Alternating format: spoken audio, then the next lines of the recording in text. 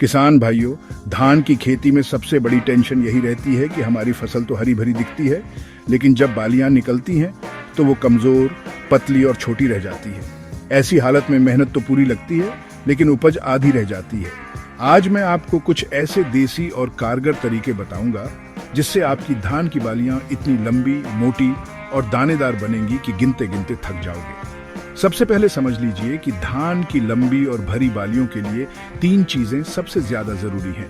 सही समय पर पोषण, सही नमी और सही देखभाल। अगर ये तीनों चीजें आपने ठीक से मैनेज कर ली तो आपकी फसल में इतनी भरपूर बालियां आएंगी कि खेत सोने की तरह चमक उठेगा।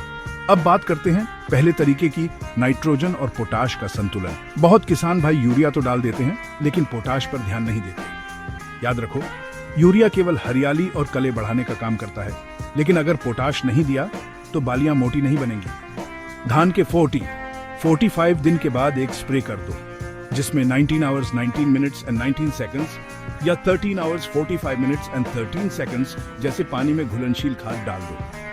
इससे पौधे को नाइट्रोजन और फास्फोरस दोनों मिलेंगे और बालियों की ग्रोथ गजब की होगी। दूसरा तरीका, जैविक टॉनिक। अगर आप चाहते हो कि धान में मोटी और भारी बालियां बने तो एक देसी नुस्खा आजमाओ।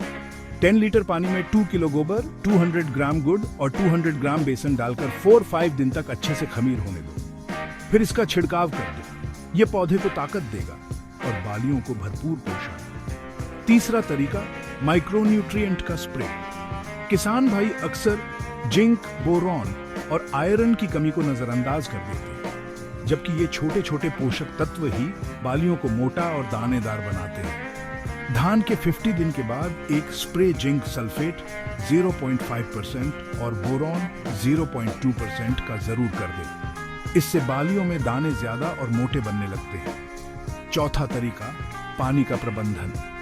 धान के पौधे को बालियां निकलने के समय पानी की सबसे ज्यादा जरूरत होती है।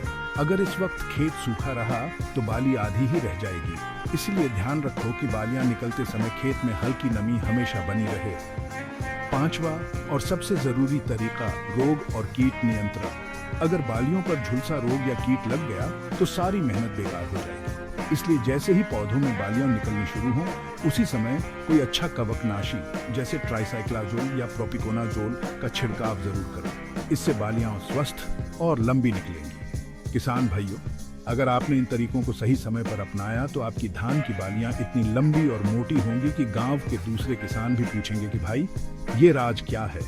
और जब कटाई होगी तो मंडी में आपकी पैदावार देखकर हर कोई दंग रह जाएगा। अंत में एक बात याद रखो, धान की खेती सिर्फ खाद पानी देने का काम नहीं है, ये एक कला है। सही समय पर सही दवा और सही खाद अगर डाल दी तो आपकी मेहनत कई गुना फल देगी।